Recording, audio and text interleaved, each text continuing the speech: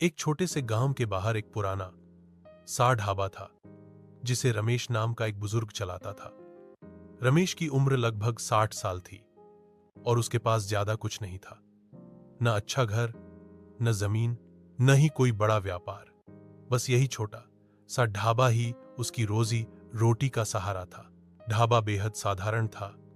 2 लकड़ी की बेंच, एक पुराना तवा और मिट्टी का चूल्हा।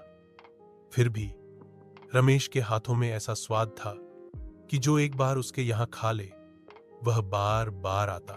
रमेश सुबह 4 बजे उठकर खुद ही सब्जियां लाता, खाना पकाता और शाम तक ग्राहकों की सेवा करता। वह गरीब मजदूरों से बहुत कम पैसे लेता और कभी कभी मुफ्त में भी खिला देता। एक दिन एक अमीर व्यक्ति जो शहर से गांव घूमने आया था उसके ढाबे पर रुका।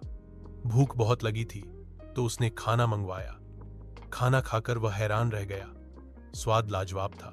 उसने पूछा, बाबा, इतना स्वादिष्ट खाना बना लेते हो तो किसी बड़े होटल में क्यों नहीं काम करते या शहर में कोई अच्छा रेस्टोरेंट खोल लेते? रमेश मुस्कुराया और बोला, बेटा, जिंदगी सिर्फ पैसे कमाने के लिए नहीं होती। मैं जो कर रहा हूं उसमें मुझे संतोष है। यहां जो मजदूर आते हैं वे मेरी सेवा से खुश रहते हैं और मैं उनके चेहरों की मुस्कान से। यही मेरी असली कमाई है।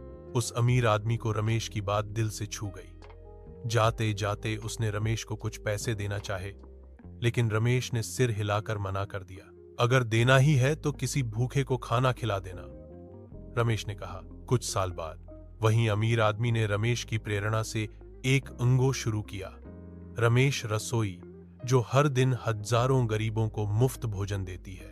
रमेश अब बूढ़ा हो चुका था, लेकिन जब उसने वो रसोई देखी तो उसकी आंखों से आंसू बह निकले। उसकी छोटी सी सेवा ने किसी की सोच बदल दी थी और अब उसका काम हजारों लोगों तक पहुंच गया था। सीख, मॉरल ऑफ द स्टोरी, हर बड़ा काम पैसे से नहीं बल्कि सच्चे दिल और नीयत से शुरू होता है।